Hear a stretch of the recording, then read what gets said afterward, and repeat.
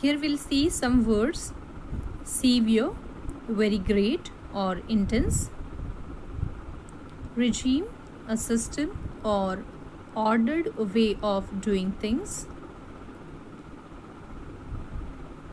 tottering, move in a feeble or unsteady way; tweed, a rough surfaced woolen cloth; wardrobe, a large, tall cupboard or recess in which clothes may be hung or stored; harness, a set of straps and fittings; distraught, very worried and upset; bouts, a short period of intense activity of a specified kind; rug, a floor covering; panting, breathing with short, quick breaths, or we can say out of breath; fortnight, a period of 2 weeks; swooned, a partial or total loss of consciousness; wellings, crying with pain, grief or anger; marched, walk quickly and with determination. So here we'll again continue with the story. The narrator, as we all know that how the lady was giving excuses to the questions asked by the doctor.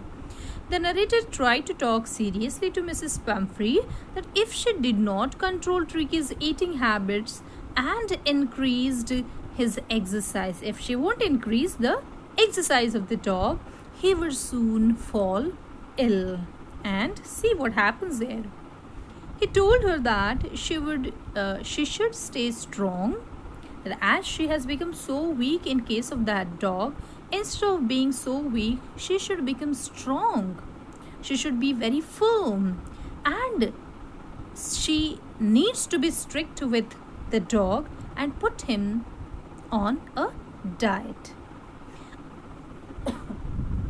Mrs. Pumphrey accepted that, although she knew that Mr. Harriet was right, but it was too difficult for her to refuse him for anything.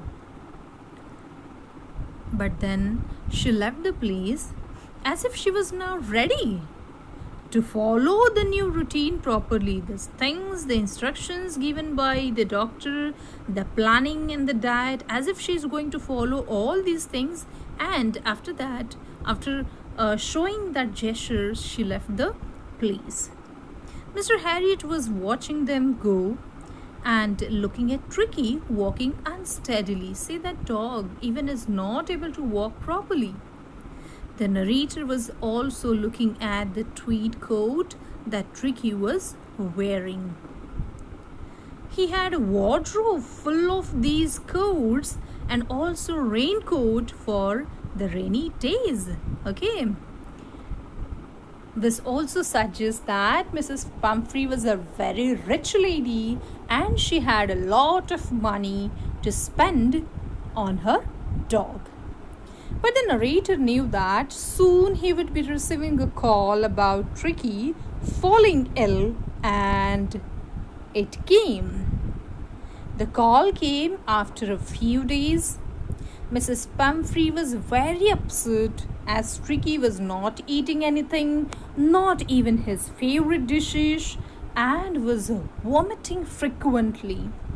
He didn't even want to do anything. And being a veterinary doctor, the narrator knew that the only way to get Tricky well was to get him out of the house for a few days. He then suggested to Mrs. Pumphrey that it would be good to get Tricky hospitalized and keep him under observation for 15 days. Now, it will be very difficult for the lady because she can't imagine to be away from the dog. Upon hearing this, Mrs. Pumphrey nearly fainted. Oh my God, see the lady, how she loves the dog. She was sure that if Tricky did not see her every day, she would surely die. But the narrator kept his words. He told her that this was the only option as Tricky was very, very ill. The narrator thought it would be best to avoid any delays and get him to the hospital as soon as possible.